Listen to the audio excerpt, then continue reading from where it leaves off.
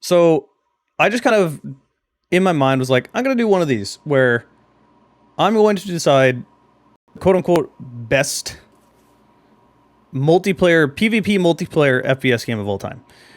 The way I came up with these games in particular is I literally just was like, okay, what was my favorite multiplayer games? What did I spend the most time playing? What did I enjoy the most? Didn't matter if it was really popular. Didn't matter if it was AAA. Didn't matter if it was indie. All that stuff. None of that really matters. And then after I came up with a good list that I thought was decent, I went to Twitter and was like, hey, here's my list of the best multiplayer games. Did I forget anything? And this only added like one other game, so I did a pretty good job of coming up with the best ones. And I also just kind of ignored some recommendations. Like people were like, Overwatch should be in here, and I'm like, no, it shouldn't. So I just didn't put some of those games in. Yeah. So I'm going to YouTube, and I've been making polls like, hey, which one do you think should win? You know, I'll only show you the very first one. For round one, all the ones I wanted to win didn't win. So I seeded them for the ones I thought that were the most popular, had the highest chance of winning higher seeds. That's why like Halo 3 is like number one. Kind of expect something like that to win.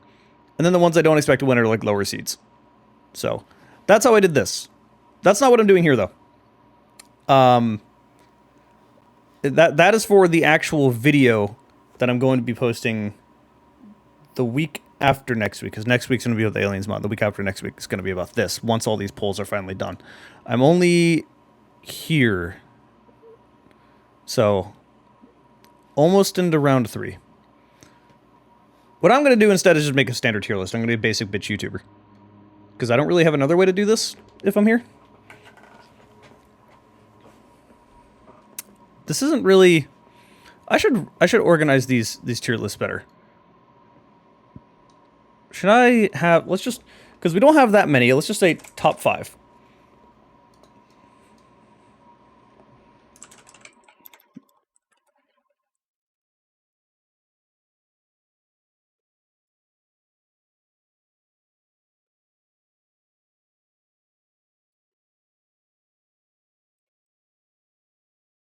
Alright, here's the tiers we're doing.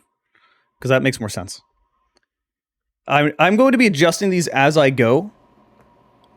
Yeah, I already finished the mod. The mod's pretty short because it's only episode 1. It's very good, but it's pretty short. I'm going to adjust these as I go. So as I click on one, this is just like how I feel about the mod or about the game at the moment. But if there was another one that like bumped it out, then I'll bump it out. So we're just going to go across. Battlefield 1, immediately I want to put this top 5. I loved Battlefield 1. It's really funny because Battlefield 1 came out in 2016, and I was also really big into Rivals of Aether at the time. But I was spending, like, all of my time playing Battlefield 1. Within the first couple of months, I put so many hundreds of hours into that game. It's like over 1,000 within a couple of months. I put too much time into Battlefield 1. Like, I love this game. This game, along with Battlefield 3, are my favorite Battlefield games. And which one is my favorite of all time kind of flip-flops on the day. Goddamn. it's just really good. So, I have it as top 5 right now, but other games would probably push it out to almost perfect. It's so close. I almost don't want to... You know, I'm not going to do a top 5. Top 5 is too limiting. A lot of these are literally some of my favorite of all time. I'm just going to be like... Should I just have like a perfect here? I have a better... This kind of implies perfect.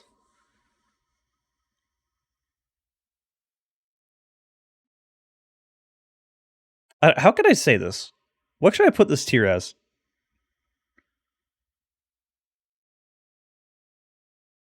I think just S just works. It's just... it means I would change almost nothing. If anything. So... Black Ops 2, I don't think I needed to explain this very much. I prefer Black Ops 2 over Battlefield 1. Black Ops 2 is one of my favorite games of all time.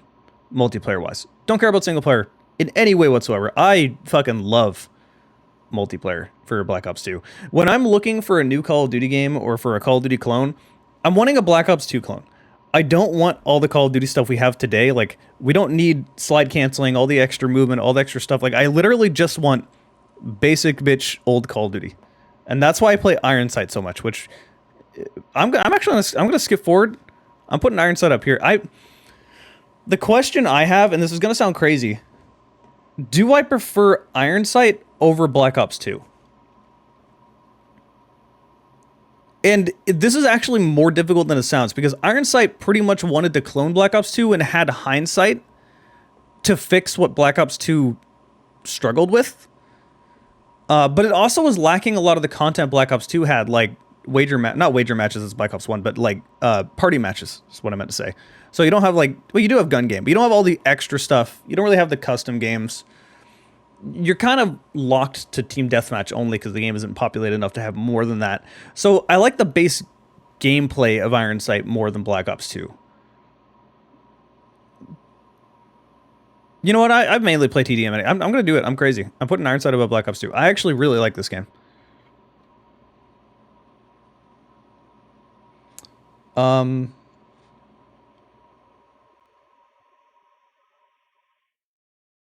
It's really quiet. Let's put on some music.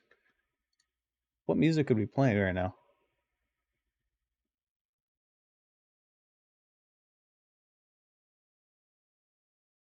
It's a great question. What music should we be playing? Doom? Let's play some Doom music, sure. If I can type.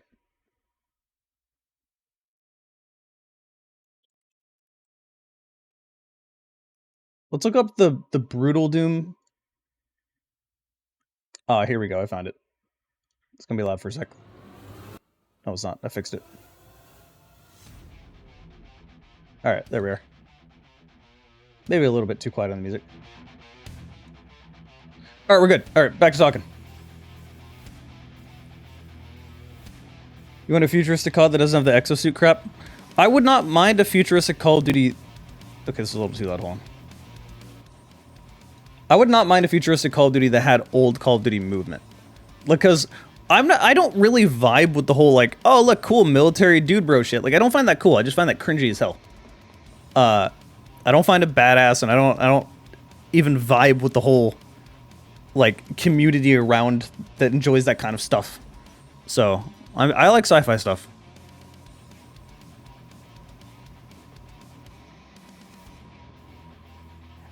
What console you owned once in the past? Most of them. Like, sitting right next to me, I have my 360, my Switch, my Xbox One. I have a PSP sitting in the shelf behind me. I have a DS and a 3DS next to that. Honestly, the only consoles I really didn't own are, like, more recent things. I haven't owned any of the last few... Like, the Xbox One was the last... And I have this old DVR one. This is the last Xbox I bought, and I haven't owned a PlayStation since, like, the PS2.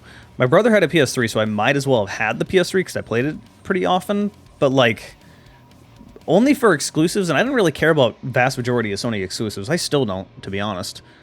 So if I played a console, it was usually 360 or GameCube back in the day, because I played a lot of Melee. But vast majority of the time, I'm on PC. Yeah, kind of always been that way.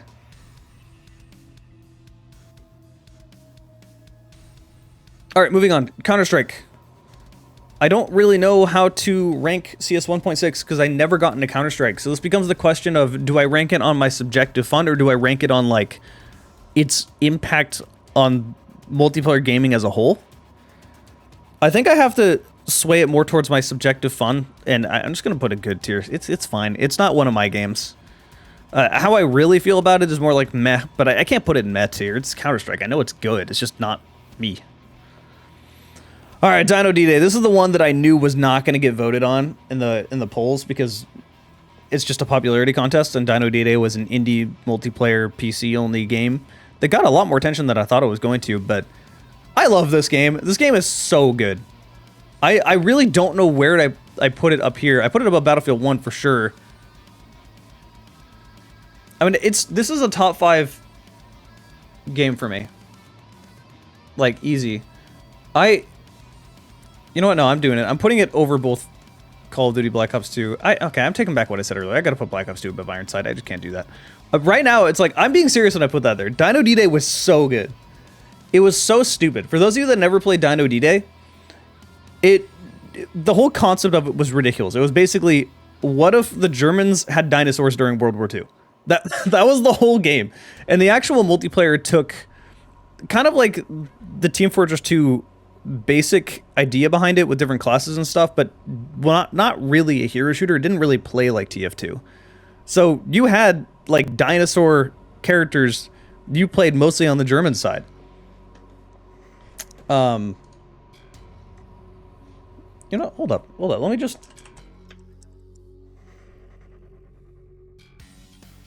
something.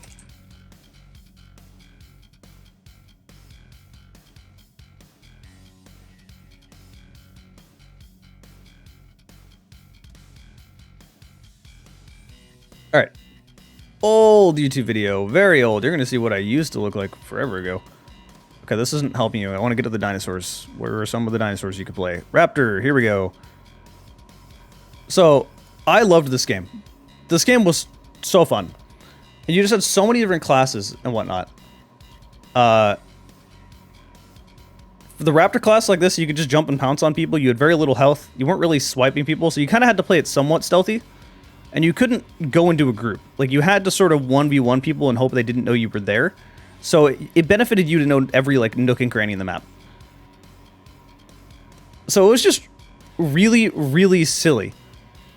And this is on the German side. You also had this tank dinosaur, which is pretty much exactly what you think it would be. The Dilo was really funny.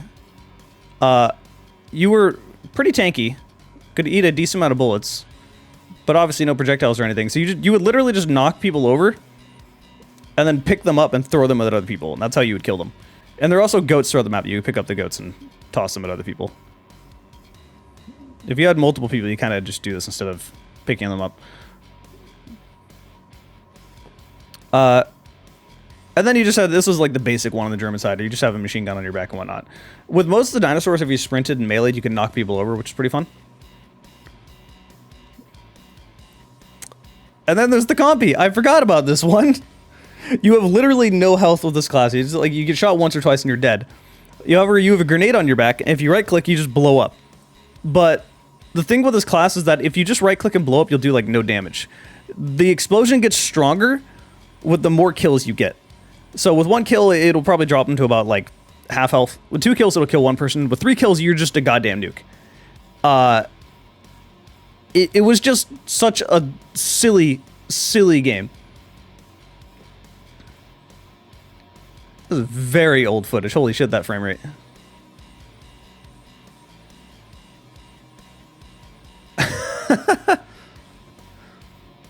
Yeah. Human side is a bit different. You generally had, like, different abilities. Like, with the Hardgrave class, one of the Grand, if you would get 3 kills, you could activate your... You could go Berserk, which means you would tank a bunch of damage. It would be hard to kill, and you would just be able to, like, one-shot people. And you could literally take down T-Rexes doing this. This class, actually, is my biggest complaint. This class is overpowered as hell, because the Garand can one-shot to the head, 2-shot to the body. It could one-shot most of the smaller dinosaurs. 100% accurate. And then you also get 3 kills to do... just punch things. So, it was really OP, and they never really nerfed it to where they needed to.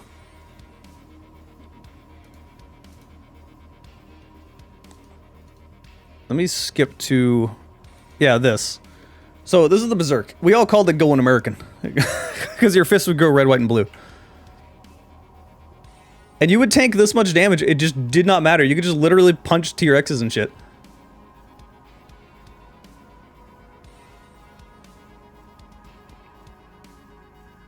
I love this game, dude. This game was just so fun. Like, easily one of my favorite games of all time. It was... the best thing about it is that... and this is like, if you throw a goat, you can actually kill someone doing that. So that's how you countered it. Like, this game had... it wasn't necessarily carried by the concept. Like, it was carried by the concept because it's just so silly and stupid. But the actual gameplay itself was really fun. Like, I preferred to play this game over Primal Carnage by a lot. Like, it was fairly balanced for what it was. It was really fun. Unfortunately, this game is, like, dead nowadays because it just came out, like, God, over 10 years ago at this point now. Like, the only way you're going to play it now is if you have friends. You can just get a lobby together, but, you know, the full lobbies for this were, what, 16 people? So... oh, I also forgot to... yeah, the German medic, you can call in suicide pterodactyls. It's dumb.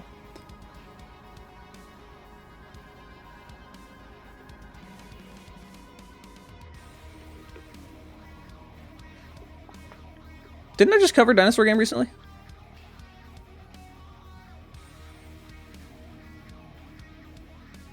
No, you asked it earlier. I don't know what Gravelord is. The sniper was funny on the allied class, because for the most part it was just kind of your basic sniper, right? You have a bolt action. Your revolver's pretty strong, which is nice, but it's slow shooting, so you kind of have to be accurate with it. Like, nothing there is crazy, but you also would have a rabbit, and if you threw a rabbit down, raptors would be like pulled towards the rabbit. And so you could walk away from the rabbit, but you couldn't jump anything. You'd be moving very slowly. So this was basically a trap.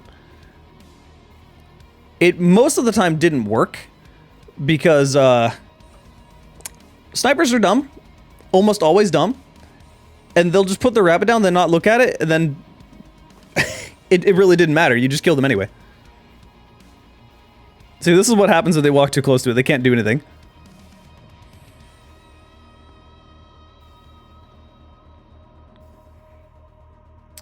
If you manage to eat it, you get your health back, which is nice.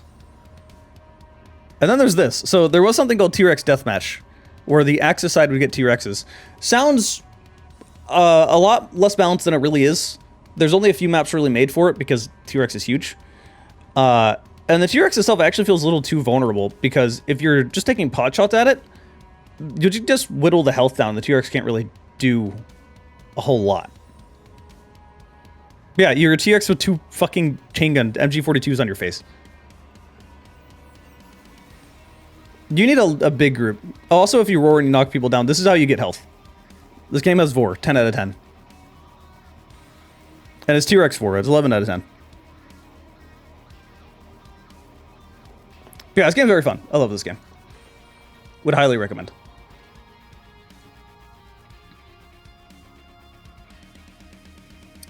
Fear Combat, this is another one that goes way up here. I have to put this one up. Do I put this over Dino D-Day? I don't think I do, just because I like the concept of Dino D-Day more, but Fear Combat was one of the games I was really into. Like, I played Fear Combat a lot. An unreasonable amount. This is one of the games I was competitive with. I was a top player in Fear Combat. I won more tournaments than not with this game. So it was one of the few games where people were chasing me, and not the other way around. I loved it. Dude, I like... God, I put so many hours in this. I used to play it with all my friends back in the day. I used to have melee-only matches. Like, Fear... Okay, so for context, Fear did not launch with multiplayer. The multiplayer launched later, and it launched free on PC. So it made for a really good community. It was free. Anyone could play it, so it was a good amount of players. So it was nice. Alright, here's where I get really controversial. GoldenEye 007, overrated as fuck. I have never really thought 007 GoldenEye was a very good game. The problem with GoldenEye is that if you had already played on PC, we already had games like Doom and whatnot. Like, it wasn't... this was just the first game that kind of somewhat worked on console. But then you also had Turok, so like, I never understood why GoldenEye was so popular. And I've never liked it. Even back then, I never understood the appeal to it. Halo 2, I love me some Halo 2. I want to put it in S tier, but I have to put it in almost perfect tier. Just because there's, you know, balancing issues, there's a bunch of little things we can complain about. One of my favorite games of all time. But I think I like it a little less than the other ones. And I have to say the same with Halo 3. If we're doing this objectively, Halo 3 goes in S tier, because like, what does what can you make better about Halo 3? Make the bullets not travel so slowly so the guns don't feel as ass, but like, other than that, it's so close to being like one of the most refined multiplayer shooters of all time. But this is mostly being based on my like subjective fun. And I don't think I'd put Halo on the same tier as these. Combat Evolved, though, I'm absolutely putting that up there. Yeah, I'm putting this above Fear. I love CE. CE is so, like, I know this is not exactly a common opinion. It's generally like a respectable opinion for what people, from what I see. But Combat Evolved is my favorite. Is my favorite Halo multiplayer, like easily. Something to do with the faster time to kill, the way the pistol feels, the way the assault rifle feels, like all the it's just very different. And also for this ranking here, I limited this to only 2 games per franchise because I didn't want the whole bracket to be just Battlefield, just Halo, just Call of Duty. But I made one exception, and that was the Halo franchise, because the most popular multiplayer Halo games are Halo 2 and 3. But Combat Evolved feels so different that I felt that it was reasonable to put all 3 of the original trilogy in here. I didn't even think GoldenEye was very good as a single-player game. Like, I thought it was extremely overrated. It basically boiled down to, had you played first-person shooters on PC yet? If no, then you thought GoldenEye was really good. If yes, then GoldenEye was, what's the point of this? And even then, I prefer to play Turok.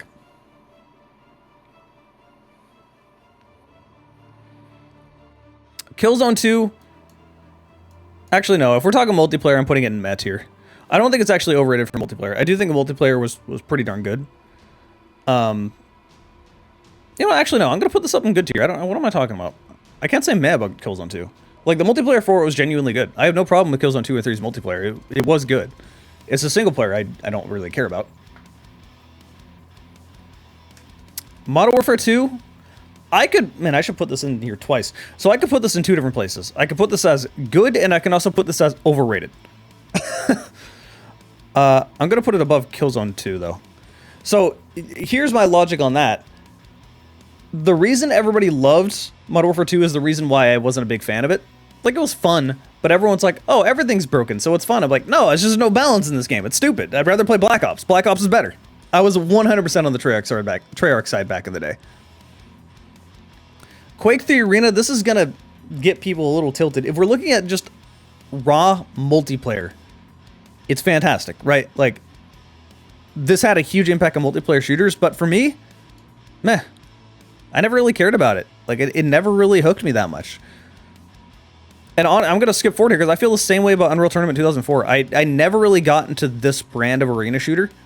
It just never really, like, I played it, I was good at it, that's the popular thing back in the day, so I played with my friends a lot, but, like, I don't know, I never really was into them. I have a lot more nostalgia for UT 2004 mods. I played so many mods for this game back in the day. If we're talking about mods, this is easy S tier, because there were so many mods. I mean, this is what spawned Killing Floor.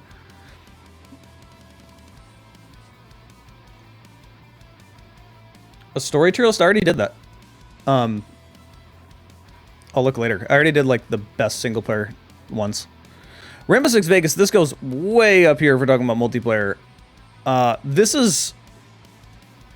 Do I put it above Fear? I think I do put it above Fear. Do I put it above Halo?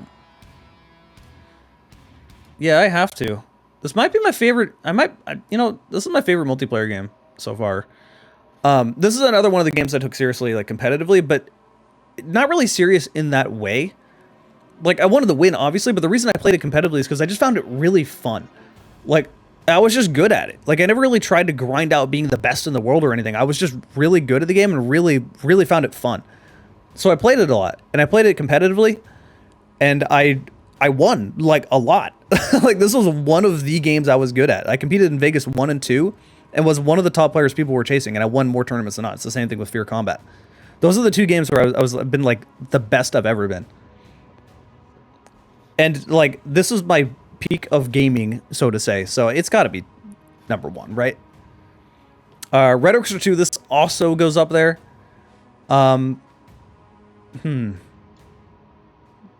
Is this S tier? Yeah, it's got to be S tier. I put a lot of time into this. Do I put it above Battlefield 1? I feel like I do. I loved Red Orchestra 2. There's just not many games like it. There's this blend of Battlefield kind of arcadey, wide open stuff. And then on the other end, you have this like Arma full milsim. And I don't care about milsim, but I do like faster time to kill, a little more realistic. Red Orchestra 2 blends that like arcadey and realism perfectly. So it's just an easy to access game, but a very punishing one still. I love that about it. And Rising Storm Vietnam did not hit me the same way Red Orchestra 2 did. I don't know what it is, but it didn't have the same appeal. Maybe it's because most of the maps you genuinely don't know where people are because it's Vietnam, so there's just nothing but forest. But Red Orchestra 2 just felt, I don't know, something about it felt more balanced. Meh on Quake Arena, yeah, it never appealed to me. And I'm going to make people even more upset. I'm saying the same for TF2. I've never cared for hero shooters. Team Fortress 2 is kind of where hero shooters took off. I know it feels different than modern hero shooters, but even back then, I never cared for it. It is, like, I respectfully, meh. This is on a subjective level. My fun with it goes in meh. If we're talking about, like, importance to video games, it should be S tier because it started like hero shooters, basically. But I never cared for TF2. Also, what I will say is, every time someone abbreviates a game to TF2, and then they're talking about Titanfall 2, I'm like, no, we already have a TF2. You can't just use TF2 again. Like, you have to say Titanfall 2 or use another abbreviation. Because if you say TF2, I'm going to think Team Fortress 2 and nothing else. So, Time Splitters 2, this is an absolute S-tier multiplayer game. Put this right in front of Red Orchestra. Future Perfect. I really liked Future Perfect, but I don't know. It didn't hit the same way Time Splitters 2 did. I really prefer Time Splitters 2 over Future Perfect. I love both of them a lot, but I think they're tiers apart. Titanfall 2, I'm just gonna put it in good tier. I never really got into Titanfall multiplayer. It was really fun, but I always had another game to be playing. In Titanfall 2's case, they fucked the game over by releasing it at the same time as Battlefield 1, so I was putting most of my time into Battlefield 1. I did not care at all about Titanfall 2's single player. It was good, but I think it's extremely overrated. The multiplayer, though, deserves praise. It is very good. I just don't think it's as good as these games. And then Battlefield 3 is up here. Whether it's better than Battlefield 1 or not, like, this is these flip-flop depending on the day. I love these two games. Huh. Alright, that works. Top 10. That's my top 10. And you go down to almost perfect, and then good, and then meh, and overrated. Which is just the Golden Knight tier. Alright, so here's my rankings on those.